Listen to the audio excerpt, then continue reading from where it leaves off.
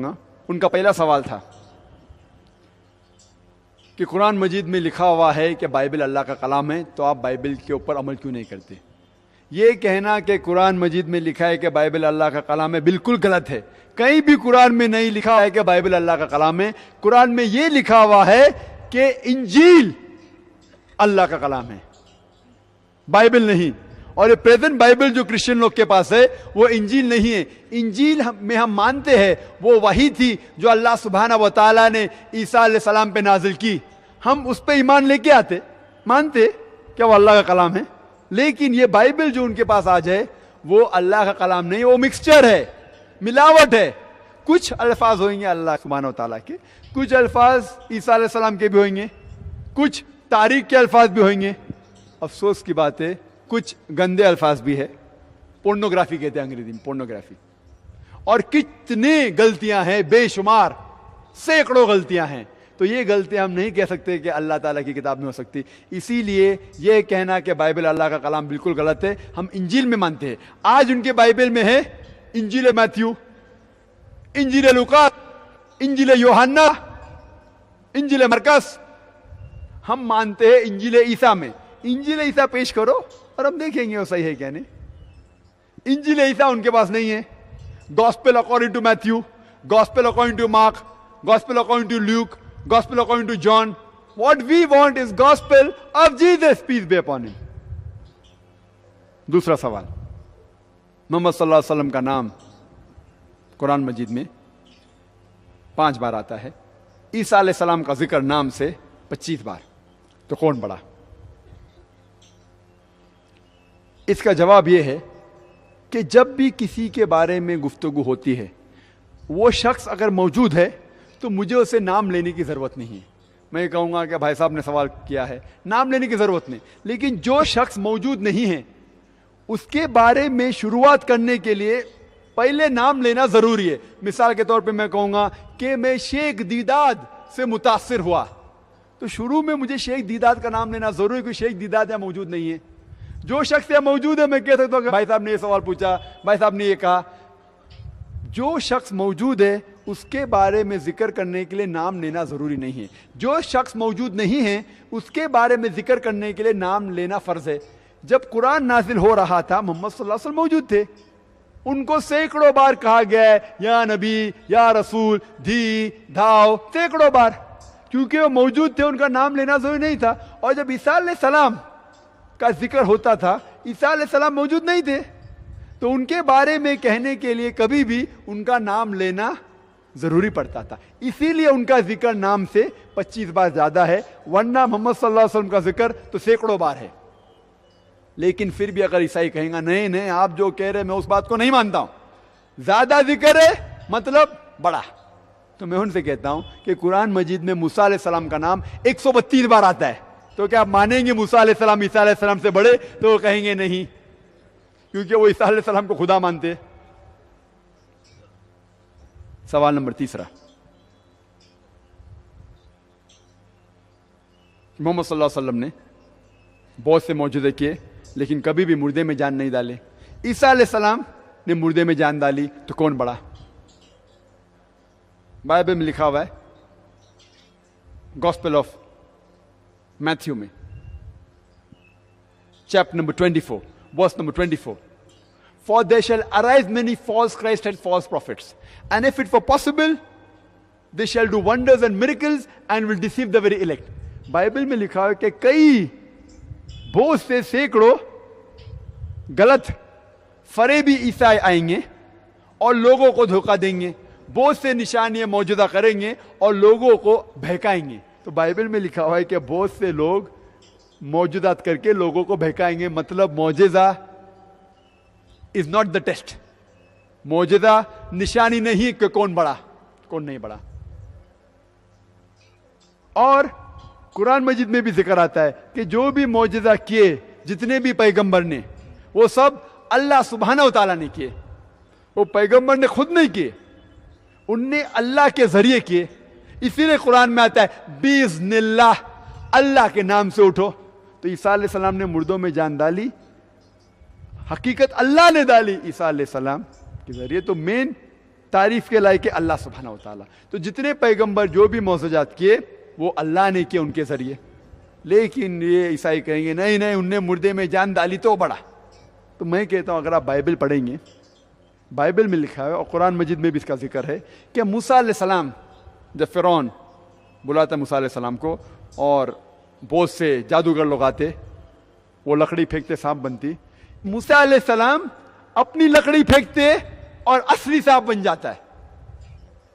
तो मूसा अलैहिस्सलाम ने सिर्फ मुर्दे में जान नहीं डाली, उनने वेजिटेबल किंगडम लकड़ी को जानवर भी बनाया। सिर्फ जान नहीं डाली, ही change from a vegetable kingdom to animal kingdom. वो ज्यादा बड़ा मौजूद है। सिर्फ मुर्दे में जान नहीं डाली, मुर्दे में जान डालने के अलावा लकड़ी मतलब झाड़ को जानवर बनाया, सांप बनाया, वो और बड़ा मौजूद है। तो क्या आप मानेंगे मूसा अलैहिस्सलाम ईसा अलैहिस्सलाम से बड़े? तो वो कहेंगे नहीं। और ये कुरान में भी इसका जिक्र है कि मूसा अलैहिस्सलाम ने लाठी फेंकी और वो असदा बन गया। चौथा सवाल, क्या ईसा अलैहिस्सलाम जिंदा है? मोहम्मद सल्लल्लाहु अलैहि वसल्लम मर गए तो कौन बड़ा? कुरान में जिक्र है सूरह निसा सूरह नंबर 4 आयत नंबर 158 में कि अल्लाह सुब्हानहू व तआला ने ईसा अलैहिस्सलाम को जिंदा उठाया।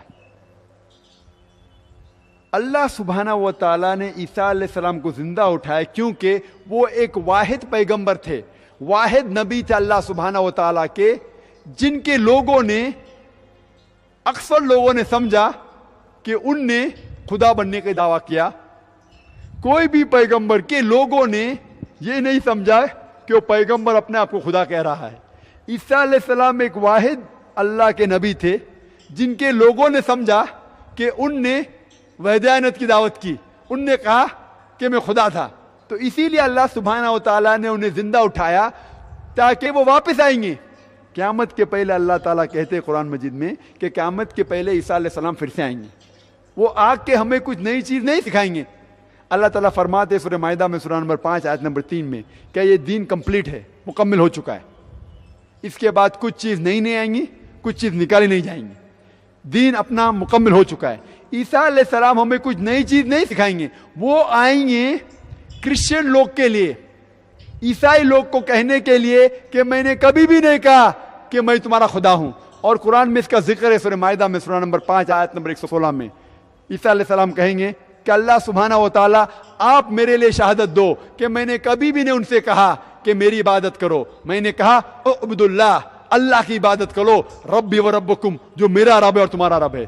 तो ईसा अलैहिस्सलाम को अल्लाह ताला ने जिंदा उठाया। तो कि जब वो वापस से आएंगे ईसाई लोग को कहेंगे कि मैंने कभी भी नहीं खुदा कहा। और ये जिक्र सिर्फ कुरान में नहीं है, बाइबल में भी है। अगर आप पढ़ेंगे गॉस्पेल ऑफ मैथ्यू में, उसमें कहते ऑन दैट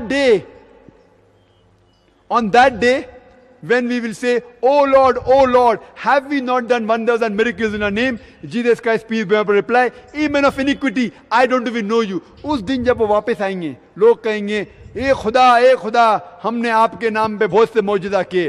तो ईसा अलैहिस्सलाम कहेंगे आप गुनहगार कौम, आप यहां से निकल जाओ, मैं आपको जानता भी नहीं हूं। मतलब ईसा अलैहिस्सलाम कहेंगे जब वापस आएंगे ईसाई लोग से कहेंगे कि मैंने कभी भी नहीं कहा कि मैं खुदा हूं, मैंने कभी भी नहीं कहा कि आप मेरी इबादत करो। तो इसीलिए अल्लाह सुब्हानहू व तआला ने उन्हें जिंदा ऊपर उठा लिया। आखिरी सवाल कि मोहम्मद सल्लल्लाहु अलैहि वसल्लम के वालिद और वालिदा थे, ईसा अलैहिस्सलाम के वालिदा थे लेकिन वालिद नहीं, तो कौन बड़ा?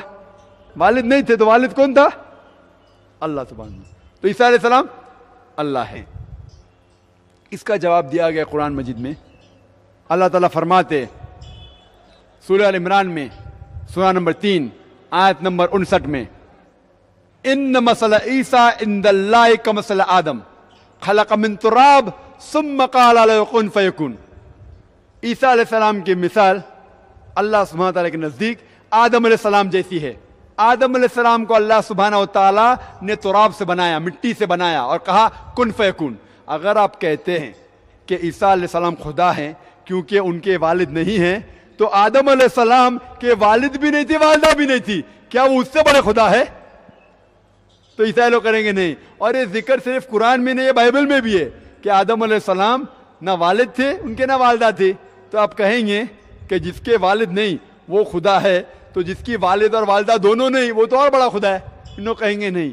और एक शख्स है बाइबल में जो बुक ऑफ हिब्रूज में मेंशन है, chapter number 7 verse number 2 to 4, उसका नाम है king Melchizedek, king of Salem, जिसमें जिक्र आता है बाइबल में उसकी शुरुआत नहीं थी, उसका खत्म नहीं था, उसके ना कोई माँ बाप थे ना उनके कोई बच्चे थे, वो तो आदम अलैहिस्सलाम से भी बड़ा सुपरमैन लगता है। क्या वो खुदा है? आप मानते बोलते नहीं। तो इसी तरीके से हमें उनकी किताब का मुताला करना चाहिए और उनकी किताब से उन्हें जवाब देना चाहिए और इस्लाम के करीब लेके आना चाहिए। There is a question from Mr. John Briganza. He asks, could you explain why the present Bible is not the word of Allah? Even when Quran says that we revealed Torah to Musa and Injil to Jesus. Although the question has been already replied, but if Dr. Saab wants to re-reply it, so he's welcome. Brother John ने फिर से सवाल पूछा, आप क्यों नहीं Bible को अल्लाह का कलाम मानते हैं? कुरान में लिखा हुआ है कि तौरा और इंजील अल्लाह का कलाम है। मैं कह चुका हूं कि हम कुरान मजीद में 4 अल्लाह सुब्हानहू व तआला की किताबों का जिक्र है, तौरा, ज़बूर, इंजील और कुरान। तौरा वही है जो मूसा अलैहिस्सलाम पे नाजिल की गई थी, ज़बूर वो वही है जो दाऊद अलैहिस्सलाम पे नाजिल की गई थी, इंजील वो वही है जो ईसा अलैहिस्सलाम पे नाजिल की गई थी, और कुरान जो आखिरी वही है जो आखिरी पैगंबर मोहम्मद सल्लल्लाहु अलैहि वसल्लम पे नाजिल की गई थी। लेकिन ये प्रेजेंट बाइबल जो है क्रिश्चियन लोग के पास, वो हम नहीं मानते कि तौरा और वो इंजील है, क्योंकि ये प्रेजेंट किताब में मिलावट है। और मैं पहले कह चुका हूं कि ये बाइबल में कुछ अल्फाज अल्लाह के कलाम हो सकते हैं। मिसाल के तौर पे जो चीज, जो अल्फाज, जो आयते बाइबल के जिसमें मोहम्मद सल्लल्लाहु अलैहि वसल्लम के आने का जिक्र है, उस अल्फाज में हमें कोई भी हमें रुकावट नहीं है मानने से क्या ये अल्लाह का कलाम हो सकता है। मिसाल के तौर पे Gospel of John chapter number 16 verse number 12 to 14, ईसा अलैहिस्सलाम कहते हैं बाइबल में, I have many things to say unto you but ye cannot bear them now, for he when the spirit of truth shall come he shall guide you unto all truth, he shall not speak of himself, all that he hear shall he speak, he shall glorify me। इसमें मोहम्मद सल्लल्लाहु अलैहि वसल्लम के आने का जिक्र है, जिसमें कहा गया है, ईसा अलैहिस्सलाम कहते हैं कि मुझे आप लोग से बहुत कुछ कहना है लेकिन आप लोग अभी नहीं समझ सकोगे, लेकिन जब वो शख्स आएगा जो मेरी तारीफ करेगा, वो शख्स आपको सब सच्चाई कहेगा। वो अपने आप से नहीं कहेगा, जो कुछ वो सुनेगा अपने रब से वो कहेगा, और वो मेरे बारे में भी तारीफ करेगा। ये जिक्र है आखिरी पैगंबर रसूल मोहम्मद सल्लल्लाहु अलैहि वसल्लम के बारे में। तो हमें कोई एतराज नहीं कि ये अल्फाज बाइबल के अल्लाह का कलाम हो सकते हैं, हमें कोई एतराज नहीं।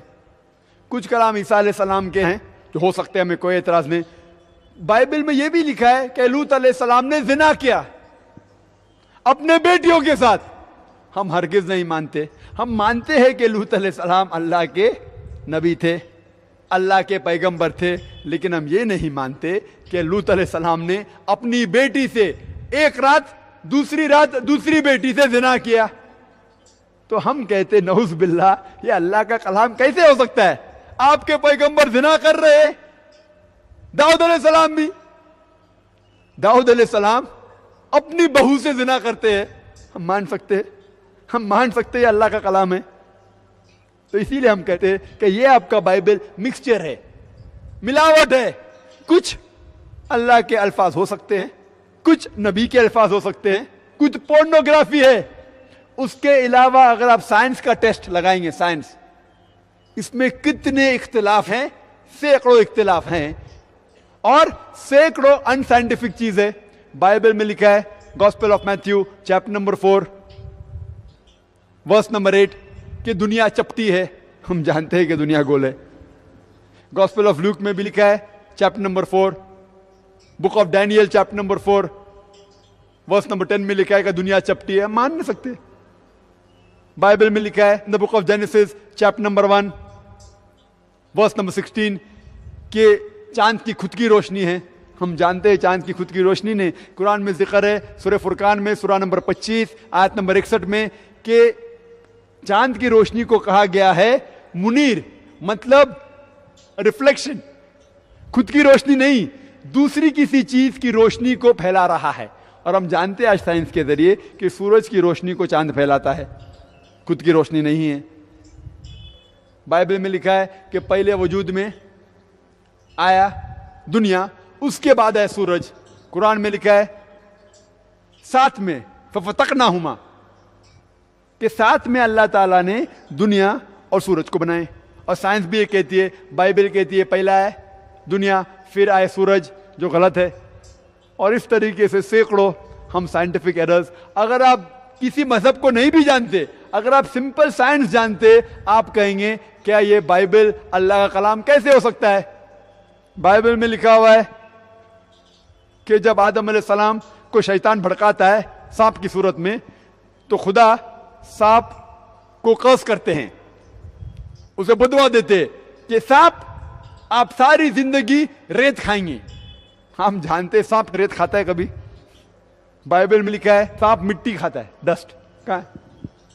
किधर लिखा है? और बाइबल में यह भी लिखा गया है कि आपके लिए वो परिंदे हराम हैं जिसके 4 पांव हैं। आप कोई भी परिंदे के 4 पांव जानते? सब परिंदे के 2 पांव होते, परिंदे के 4 पांव होते। तो वो परिंदे जिसके 4 पांव है हराम है।